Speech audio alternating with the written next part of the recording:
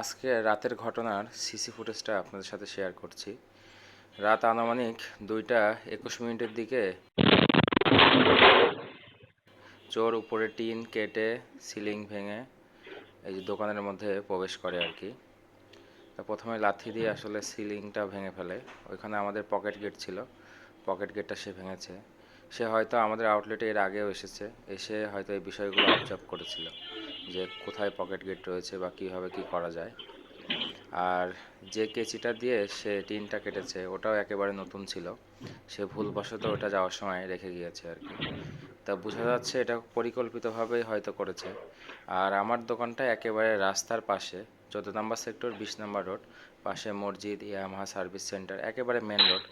এখানে সিকিউরিটি গার্ডরাও রাতের বেলা প্রতিনিয়তই টহল দেওয়ার কথা, কিন্তু ওরা থাকা অবস্থাও কীভাবে ঢুকলো এটাই আসলে বিস্ময়কর একটা বিষয়।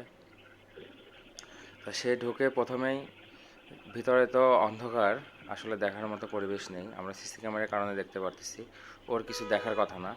তাও প্রথমেই হাতাতে থাকে বা দেখতে থাকে যে কোথায় লাইট বা লাইটের সুইচ টুইচ রয়েছে, সেই হিসাবে এগুলো মনে হয় চেক করতে থাকে আনুমানিক। এভাবে চেক করতে করতে সে আসলে কোনো কিছু পায় না। পরবর্তীতে আমাদের যে মশা মারার ব্যাটটা রয়েছে ওইটা থেকে সে আলো জ্বলায়। আলো জ্বলানোর পরেই আসলে সিসি ক্যামেরাগুলো ঘুরিয়ে দেয়। ঘুরিয়ে দিয়ে এরপরে সে, আমরা ক্যামেরা ফুটেজ অনুযায়ী দেখলাম, প্রায় 40 থেকে 50 মিনিট এখানে অবস্থান করে। সাউন্ড শুনে যা বুঝলাম। এরপরে বাহির থেকে এই ক্যামেরায় সাউন্ড শুনলাম, পুলিশের হর্ন বা অ্যাম্বুলেন্সে যে সাইলেন্ট থাকে সেটার সাউন্ড ছিল, সাথে অনেক কুকুর ডাকলো, এরকম সাউন্ড এই ক্যামেরায় পাওয়া গিয়েছে। ওইগুলা সে শুনছে অথবা শুনে সে হয়তো বের হয়ে গিয়েছে। তা 40টা মিনিট কম সময় না, আমাদের পাশেও ফ্ল্যাট রয়েছে এবং একবারে মেন রোডে।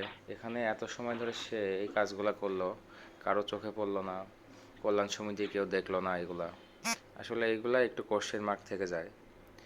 এরপরে শত্রু রয়েছে আশেপাশে, হয়তো এরকম কোনো ইচ্ছাকৃতভাবে করছে কিনা এটাও দেখার বিষয়। ক্যাশ টাকা যা ছিল নিয়ে গিয়েছে, মালামাল ওরকম নিতে পারেনি। যাওয়ার সময়ও সে আবার, আমাদের দোকানের মধ্যে মজুর ক্যান ছিল, মজুর ক্যান, আতর, অনেক কিছুই বাইরে সিলিংয়ে রেখে গিয়েছে। তো এতটা রিল্যাক্সভাবে সে চুরি করছে তারও একটা বিষয় হতে পারে এরকম। আবার অনেক মূল্যবান জিনিসও কিছু রেখে গিয়েছে, ল্যাপটপটা ছিল হাতে, সে প্রথমে এসেই ল্যাপটপটা অন করে। আরেকটা ফুটেজ রয়েছে একেবারে সামনে থেকে ক্যামেরার, ওটাও আমি শেয়ার করে দিব, ওখানে স্পষ্ট দেখা যাচ্ছে। প্রথমে এসেই সে ফুটেজ ল্যাপটপটা নেয়, ল্যাপটপটা নিয়ে ল্যাপটপটা ওপেন করে। এছাড়া যত ধরনের ডকুমেন্টস ছিল আমাদের, সকল ডকুমেন্টসগুলো সে যাচাই বাছাই করছে বা দেখছে। এই যে মশার কয়েলটা সে জ্বালিয়েছে দেখা যাচ্ছে। আমাদের দোকান তো আলহামদুলিল্লাহ প্রত্যেকটা শেলফের সাথে আবার তাক রয়েছে, নিচে ডয়ার রয়েছে, এগুলোও সে চেক করেছে। সব কিছু চেক টেক করে একেবারে আওলা ঝাওলা, যখন আমাদের ছেলেটা সকালে দোকান খুলে 7:30টার দিকে, তখন এসেই দেখে ওই অবস্থা। এরপর আমাকে কল দেয়, পরে আমি এসে দেখলাম এরকম অবস্থা। উত্তরা পশ্চিম থানা থেকে পুলিশ আসলো, এসে দেখে গেল। এরপর কল্যাণ সমিতি গেল পুলিশ। কল্যাণ সমিতিতে তো দায় স্বীকার করে না, বলে দোকান তো আমরা দেখি না, দোকান দেখার আমাদের নাই। এখানে আমার বাইরে একটা ফ্রিজ ছিল, বলে এই ফ্রিজের কারণে আপনাদের এখানে চোর সহজে ঢুকছে। এ ধরনের অনেক উল্টাপাল্টা কথা, যেটা শুনে আসলে এই সময়েও মাথা ধৈর্য ধরে রাখা কঠিন হয়ে যায়। তাই এখন এটাই ছিল আসলে আজকের ঘটনা। রমাদান ছিল, রমাদান সামনে, আমরা প্রিপারেশন নিচ্ছিলাম, ওর মধ্যে একটা অ্যাক্সিডেন্ট ঘটে গেল। বিগত দিনেও আসলে দোকানে এই ধরনের ছোটোখাটো কিছু অ্যাক্সিডেন্ট ঘটেছে। আসলে এগুলা বলা অনেক কঠিন বা বোঝা অনেক কঠিন, মানুষের নজরেরও একটা বিষয় রয়েছে।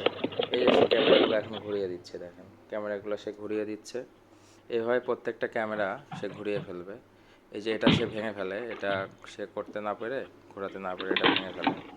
এভাবে সামনের দিকে যে ক্যামেরাগুলো ছিল সেগুলোও সে ভেঙে ফেলছে। এরপর সে তার মতো কাজ করছে, কাজের সাউন্ড কিছু আসছিল যেটা বললাম আগেই। এইভাবে প্রায় 40 মিনিট সে থাকে।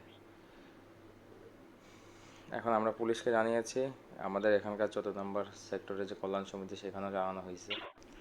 চোরের চেহারা সহ সব কিছু স্পষ্ট বোঝা যাচ্ছে। এটা যদি উভয় পক্ষই চায়, আমাদের সোসাইটি অথবা পুলিশ ইজিলি চোরকে ধরতে পারবে। আর বাইরের ফুটেজটা সামহাও আমাদের কাছে নেই, সিসি ক্যামেরার সমস্যার কারণে, তাহলে হয়তো বোঝা যেত বাইরে কেউ রয়েছে কিনা। এমনও হতে পারে বাইরে কেউ দেখছে, পাহারা দিচ্ছে, সে নিজের মতো করে ঢুকছে। না হলে এত সাহস সে কীভাবে পায় একটা সেক্টরের মতো জায়গায়, যেখানে কল্যাণ সমিতির লোকজন সবসময়ই টহল দেওয়ার কথা। তো যাই হোক, এটা ছিল আমাদের ভাগ্যে, আমরা মেনে নিলাম। আল্লাহর কাছে লাখো লাখো শুক্রিয়া, বড় ধরনের কোনো ক্ষতি হয়নি। আমরা ইনশাল্লাহ এগুলো ওভারকাম করে আবার আমাদের কার্যক্রমগুলো চালাতে পারবো বা শুরু করে দিব। সবাই দোয়া করবেন আমাদের জন্য। আসসালামু আলাইকুম ওয়া রাহমাতুল্লাহ।